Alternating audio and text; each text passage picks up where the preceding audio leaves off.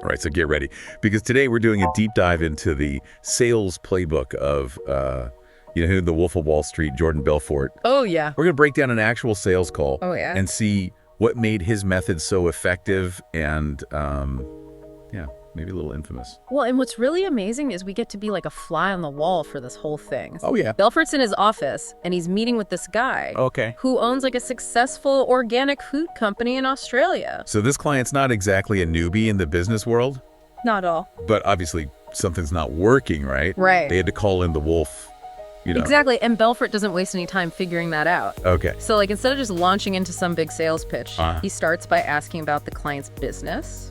Okay. It almost feels like they're just having a casual chat. I bet it's way more than just making small talk, though, right? Oh, yeah. Way more. Like, did you notice the way he uses phrases like tailor-make and the areas of excellence? It's subtle, but he's positioning himself as this high-level consultant, Yeah, not just some random salesperson. It's like, yeah. I'm not here to sell you something generic. I'm going to create a custom solution just for you. Exactly. And by doing that, like focusing on understanding what the client needs first. Right. He's building that trust right away. Okay, so how does he actually find out what the client's biggest problem is? Well, he doesn't just come out and say, what's keeping you up at night or anything. Yeah. Instead, he uses these really specific questions to kind of guide the conversation. Interesting. He's almost like nudging the client, to say what they're really afraid of. Okay. Which is expanding their business into China. That's a big one. Yeah, China's a huge market, but it can be a little scary, Yeah, especially for a company that's dealing with something as specific as organic food. Yeah, for sure. And that's where Belfort really starts to work his magic. Okay, how so? So he smoothly brings the conversation around to his own experience in China. Oh, and he even mentions a happy client. Oh, really? Yeah, Virgin Mary Donovan. Huh? She obviously did really well using his services. So he's establishing his credibility. Yeah. Yeah, he's not just talking the talk. Right, he's walk the walk. Exactly. And he's also making it clear that he's not just a one-trick pony. Okay. He offers a whole bunch of services. So it's more of a long-term partnership. Exactly, not just a quick fix. Yeah, he's basically saying, hey, I'm not just here to help you with China. I can help you with all your business needs. Right. And that's a pretty powerful message for someone who's feeling a little lost. Absolutely. But of course, the client has some concerns, Oh, yeah. like anyone would. They're worried about how much it's going to cost and how complicated everything is. Right. And if Belfort services are even right for a company their size. Okay, so how does Belfort handle those objections? Because, those are all valid points. He doesn't shy away from them at all. Oh, really? He tackles them head on using this technique called reframing. Yeah, like when the client mentions the cost, Yeah. Belfort completely changes the focus. Interesting. Instead of talking about expenses, he talks about investment Okay. and long-term gains. So he's not focusing on what the client is losing. Yep. He's highlighting what they stand to gain. Exactly. Very clever, right? Yeah, that is clever. And then when the client's worried about it being too complicated, Yeah. Belfort reassures them that he uses a personalized approach. Okay. He makes it clear that he's not just going to hand them some generic plan and disappear. Right. He's going to be there every step of the way. So he's really hammering home that custom-tailored solutions message. Absolutely. And remember the client said something about their company being too small? Oh, yeah. Belfort addresses that directly. Yeah. He talks about all the success he's had helping medium-sized companies grow. So he's saying, hey, I've helped businesses just like yours become really successful. Exactly. He's painting this picture of success that's totally customized for this client, addressing their fears and appealing to their dreams all at the same time. This is like a masterclass in understanding how people think. It really is, and we haven't even gotten to the close yet. I'm on the edge of my seat. Yeah. What happens next? Well, Belfort proposes something pretty smart to deal with those lingering doubts and make the client feel like it's not a huge risk. Okay. A 30-day trial Oh, interesting. focused on currency hedging. So it's like a try before you buy kind of thing. Exactly. He's letting them sample his expertise without asking for a big commitment up front. Does the client go for it? Not right away. What's the problem? They're worried about potentially dealing with a large impersonal corporation Oh, yeah. I can see that. instead of the personalized service they're used to. So how does Belfort handle that? That's what we'll talk about after a quick break. Okay, I can't wait. Don't go anywhere. So the client's worried about getting lost in the shuffle at a big company. Yeah, they like that personal touch, Right. And Belfort handles this perfectly. Wow. He doesn't just brush it off.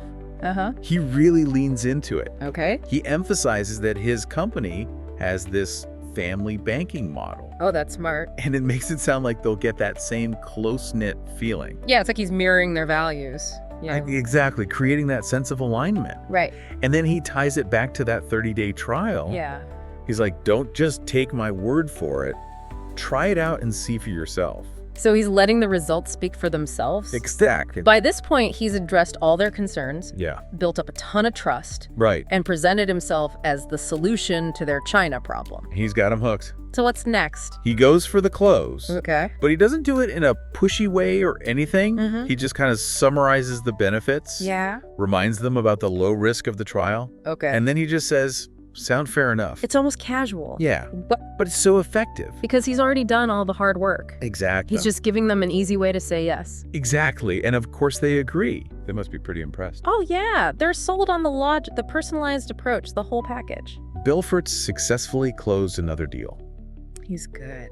It's amazing how he uses his understanding of psychology and persuasion to get what he wants. It really is. But I gotta say, there's something a little unsettling about how easily he gets this client to say yes. Yeah, that's the thing about Belfort. Right. His methods work, there's no doubt about that. Right.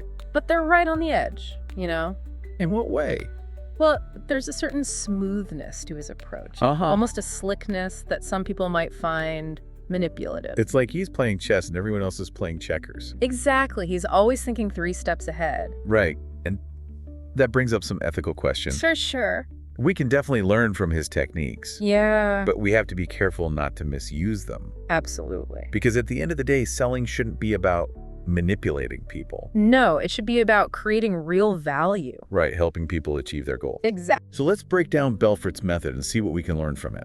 Both the good and the maybe not so good. Sounds good. What were the key things that made his approach so effective? Well, first of all, he's amazing at building rapport. Yeah, he seems genuinely interested in the client and their business. Yeah, he's not just trying to sell them something. Right. He wants to be their trusted advisor. And he does that by listening carefully, Yes. asking those targeted questions that get the client talking about their problems and their goals. He's not just throwing out some generic pitch. Right. He's tailoring his message to this specific client. I noticed he used those phrases like tailor-make and areas of excellence. Yeah, he's always emphasizing those custom solutions. It's not a one-size-fits-all approach. Nope. And that personalization is so important. Absolutely. It makes the client feel understood, Yeah, and that builds trust. which makes them more likely to say yes. Exactly. Belfort's also great at establishing himself as an expert. He doesn't just brag about his experience. What does he do? He backs it up with examples. Like what? Like mentioning happy clients and Okay. highlighting his connections in China. It's not just, trust me, I'm great. It's, Wow.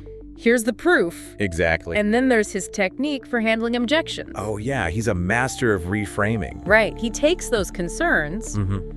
and turns them into opportunities to show his value. Exactly. Like when he talked about the cost as an investment, or when he emphasized his personalized approach to address the complexity issue, he always finds a way to flip the script. to present things in a positive light. Exactly. And Yeah. we can't forget about that 30-day trial. Oh, yeah, that was smart. It was a great way to reduce the risk for the client. Yeah, and let them see how valuable his services could be. And it creates momentum towards closing the deal. And finally, Belfort focuses on building a long-term relationship. Yes, he's not just after a quick sale, He wants to be a trusted partner. someone the client can rely on for years to come. So it's more than just selling a product or service, It's about building a relationship. a partnership. And that's really powerful for a client who needs guidance. This has been so insightful. I'm glad you think so. We've really gotten a deep understanding of how Belfort closes deals. Yeah, he uses psychology framing and strategic positioning. But the most important thing to remember What's that? is that we have to be ethical. Absolutely. We can learn from his methods, Yeah, but we can't just use them to manipulate people. exactly. Selling should be about creating genuine value and building trust. I agree. So the question is, What's that? how can we take the best of Belfort's approach and apply it ethically? That's a great question, and one that we can explore in more detail right after this. So we've seen how Belfort gets those amazing results, Yeah. but how can we use his tactics without being unethical? Yeah, that's the question, isn't it? It's like walking a tightrope between being persuasive and being pushy. It's a delicate balance. Yeah. But I think the key is remembering that ethical persuasion is about influence, Okay. not manipulation.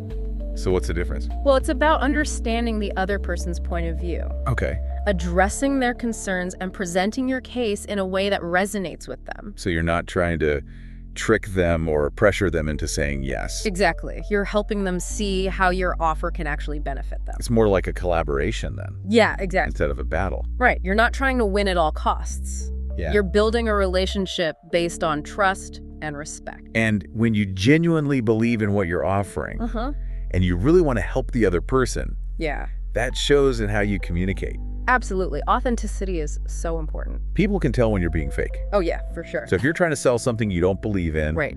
or using tactics that feel manipulative, It's going to backfire. big time. So, yeah, instead of trying to be Jordan Belfort, Yeah. focus on developing your own style.